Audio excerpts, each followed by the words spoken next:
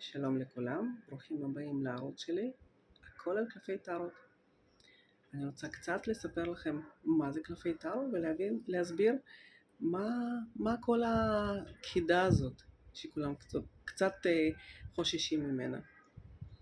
אז קודם כל נתחיל מזה שמתחילת ההיסטוריית האנושות, אדם תמיד רצה להציץ לתוך העתיד, לתוך המשהו שלא נודע, כי זה מה שהכי מפחיד אותנו. הכי מפחיד אותנו מקום שאנחנו לא יודעים מה יהיה, ואז אנחנו לא יודעים איך נפעל, אנחנו לא יודעים איך להסתדר. ולכן תמיד אנשים פנו לכל מישהו שיכל לתת את המידע הזה. תמיד היו שמאנים ומגדות עתידות וגם אנשי דת, תמיד הסתכלו ונתנו את הקווים שככה יכול להיות בעתיד, וככה בן אדם היה או נרגע או כמובן מחכה לדברים לא כל כך טובים. אבל תמיד המקום הזה קיים, כי הדבר הכי מפחיד זה ללכת ללא נודע.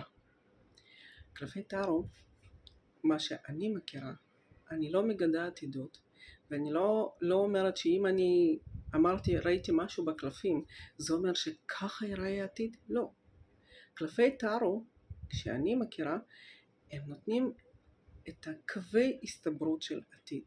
זאת אומרת, אם אני בוחר ללכת בדרך מסוימת, אז התוצאה תהיה מסוימת. ואם אני אבחר דרך אחרת, אז העתיד שלי תראה אחרת.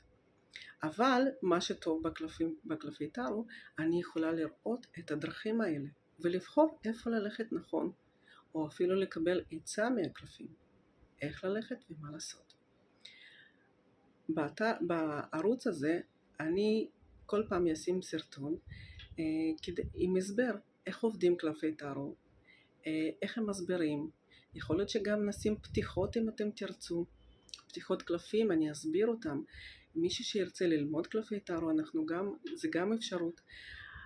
זה סרטון ראשון ואני מבקשת מכם, אם באמת מעניין אתכם על מה זה קלפי טארו וכל העולם שלהם, תשימו לייק, תרשמו תגובה ושאלות, מה אתם רוצים לדעת, על מה אתם רוצים שיהיה הסרטון הבא. אני אשמח מאוד לתגובות שלכם, וניפגש בסרטון הבא.